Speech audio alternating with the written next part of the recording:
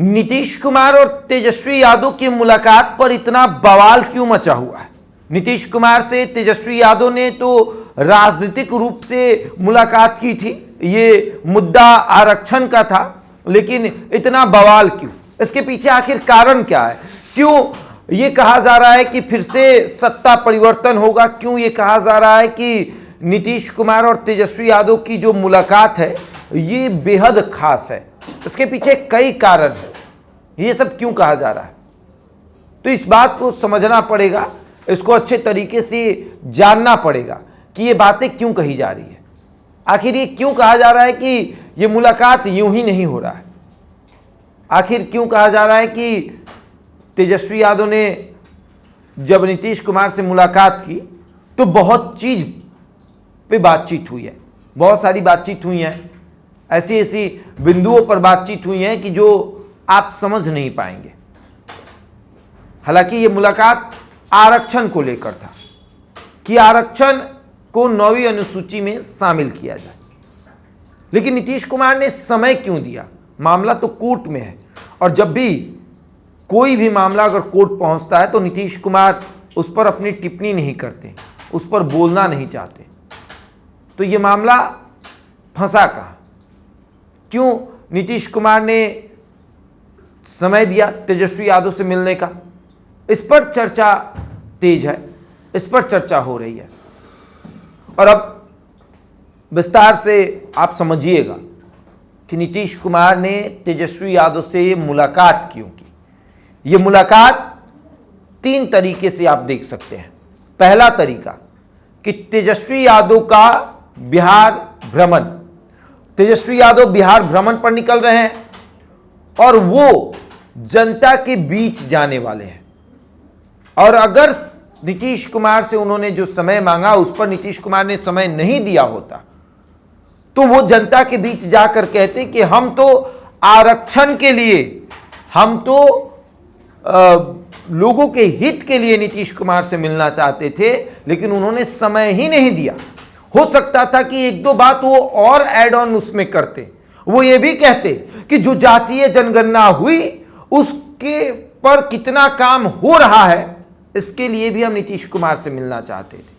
वो ये भी कहते कि पूरे देश में जातीय जनगणना करानी है, हम इसलिए भी नीतीश कुमार से मिलना चाहते थे।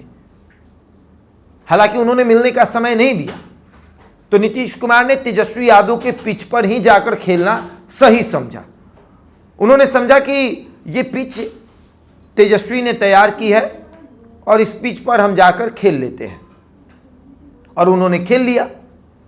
और दूसरा कारण, नीतीश कुमार भारतीय जनता पार्टी को ये दिखाना चाहते हैं कि हमारी दुश्मनी इस घर से भी उतनी नहीं है, इस घर का भी दरवाजा हमारे लिए खुला हुआ है। जैसे कि राजद के साथ रहते हुए, महागठबंधन में रहते हुए कभी कभी नीतीश कुमार पिच से बाहर जाते थे और दिखाते थे कि दूसरा पिच जो तैयार है उस पर भी हम बैटिंग कर सकते हैं। उसी तरीके से भाजपा के साथ रहते हुए नीतीश कुमार ये दिखा रहे हैं कि राजद का जो पिच तैयार है, इस पिच पर भी हम बैटिंग कर सकते हैं। आपको बस ये सोचने की जरूरत है कि आप हमें खेलने कैसे देते हैं।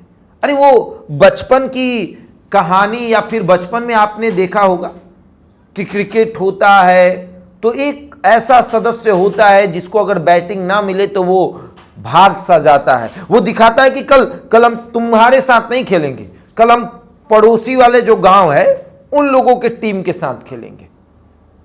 तो उसी तरीके से नीतीश कुमार को जब पिच में बैटिंग करने का मौका नहीं मिलता तो वो दिखाते हैं दूसरे को कि देखो हम पड़ोसी गांव के पिच पर जाकर खेल सकते हैं अगर तुम हमको खेलने नहीं दोगे तो ये पड़ोसी गांव जो है वो तेजस्वी है, और अपना जो गांव है वो भारतीय जनता पार्टी है। अब भारतीय जनता पार्टी अगर अपना पिच नहीं देगी खेलने के लिए नीतीश कुमार को, तो नीतीश कुमार दूसरे पिच की तलाश करेंगे। अब पिच क्या है आपको भी पता है, जाति आधारित जनगणना, आरक्षण और ऐसे कई मुद्दे हैं जिस पर नीतीश कुमार अकेले खेल रहे हैं। भारतीय जनता पार्टी चाह ही नहीं रही कि वो खेले। टीम जब बनती है तो पूरे टीम के सदस्य खेलते हैं। अगर उस टीम के कोई सदस्य ना खेलना चाहे तो फिर मज़ा नहीं आता खेलने में, और नीतीश कुमार को वही मज़ा नहीं आ रहा है। नीतीश कुमार चाहते हैं कि पिच ऐसा हो जिस पर सभी खेले और बेहतरीन तरीके से खेलकर रिकॉर्ड बनाए। अब आगे देखिए क्या होता है। हालांकि जिस पिच पर नीतीश कुमार खेलना चाहते हैं वो पिच तेजस्वी के पास है, वो पिच तेजस्वी ने तैयार रखा है। भाजपा के पिच पर नीतीश कुमार खेल नहीं पाते हैं, मजबूरन खेलना पड़ता है। अब आगे देखिए क्या होगा। बहरहाल इस खबर में इतना ही। बने रहे हमारे साथ और देखते रहे द इंडिया टॉक।